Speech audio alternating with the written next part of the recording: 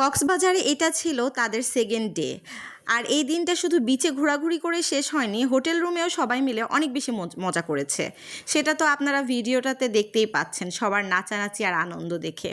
তারপর সেকেন্ড ডেতে তারা ঘুরতে বের হয়েছিল দরিয়ানগর, ইনানি আর সাম্পানের দিকে।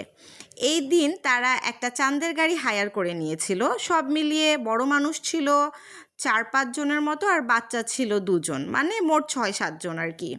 তাই সবাই মিলে তারা ঠিক করেছিল একটা চাঁদের গাড়িতেই তারা ঘুরতে বের হবে। আর এই পুরো জার্নির সবচেয়ে সুন্দর ব্যাপার ছিল মেরিন ড্রাইভ। মানে এক পাশে হচ্ছে গিয়ে পাহাড় আর অন্য পাশে বিশাল সমুদ্র। এই অসাধারণ সৌন্দর্য দেখতে দেখতে তারা তাদের গন্তব্যের দিকে যাচ্ছিল। আসলে মানুষের জীবনে একটু রিফ্রেশমেন্ট খুবই জরুরি। আর আমি যেহেতু অফিস থেকে ছুটি পাইনি, তাই এই ট্রিপে যেতে পারিনি। ভিডিওগুলো দেখে খুব আফসোসই হচ্ছিল। কিন্তু আমি আমার বাচ্চাদের কিন্তু আটকে রাখিনি।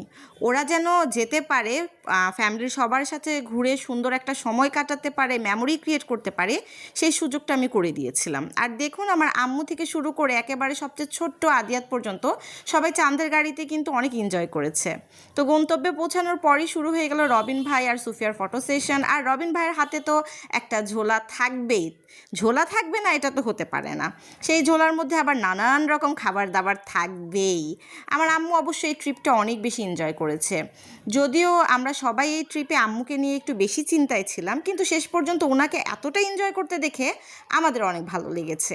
আর এখানে দেখতেই পাচ্ছেন এই যে 2 খালা ভাগ্নি, মানে মা মেয়ে ম্যাচিং জামা কাপড় কিনে তারা ঘুরতে গিয়েছে।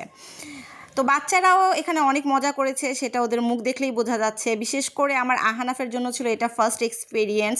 আহানাফ হওয়ার পর থেকে আমরা আসলে খুব বেশি একটা লং ট্যুর দেইনি। ও যখন ছোট ছিল তখন একবার সিলেটে গিয়েছিলাম, কিন্তু ওর বুঝ হওয়ার পরে খুব একটা যাওয়া হয়নি। এর মধ্যে জেলেদের মাছ ধরতে দেখে আমার আম্মু তো খুব এক্সাইটেড। আর রবিন ভাই সুফিয়া তো সুযোগ পেলেই একটু ঢং করবেই। বিচে গিয়ে তারা রোম্যান্টিক কাপলের মতো কতক্ষণ যে ভিডিও করলো সেটা আপনারা দেখতেছেনই। অনেকক্ষণ ঘোরাঘুরি আর এনজয় করার পর তারা আবার হোটেলের উদ্দেশ্যে রওনা দিল। আর ফেরার পথে তারা খেতে গিয়েছিল ধানসিঁড়ি রেস্টুরেন্টে। আমার আদ্রিতা বলতেছিল এখানকার খাবার নাকি খুবই মজার, ভর্তা থেকে শুরু করে পোলাও, মাংস, রোস্ট সব কিছু নাকি বেশ ভালো। তো সেখানে সবাই মিলে তারা খাওয়া দাওয়া করলো। আর আমার মেয়ে কক্সবাজার গিয়ে চিংড়ি খাবে না, এটা কি হয়?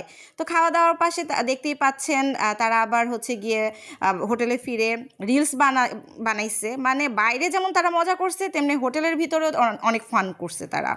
এরপর হচ্ছে গিয়ে রাতের খাবারের জন্য তারা চলে আসছে আবার রেস্টুরেন্টে। সেখানে গিয়ে তারা নান গ্রিল খাইলো। আমার আম্মুর কাছে নাকি নান গ্রিল এতটা ভালো লেগেছে, তারা নাকি প্রতিদিন রাতেই নান গ্রিল খেয়েছে। তবে আমার আদ্রিতা আবার ডিফারেন্ট খাবার ট্রাই করেছে।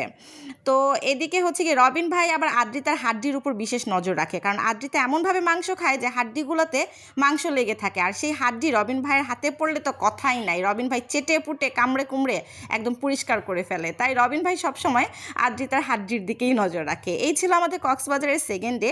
বাইরে ঘোরাঘুরি, সমুদ্র, পাহাড়, চাঁদের গাড়ি, খাওয়া দাওয়া, আর সবশেষে হোটেলে ফিরে আবারও আড্ডা আর মজা, সব মিলিয়ে দিনটা ছিল একদম পারফেক্ট।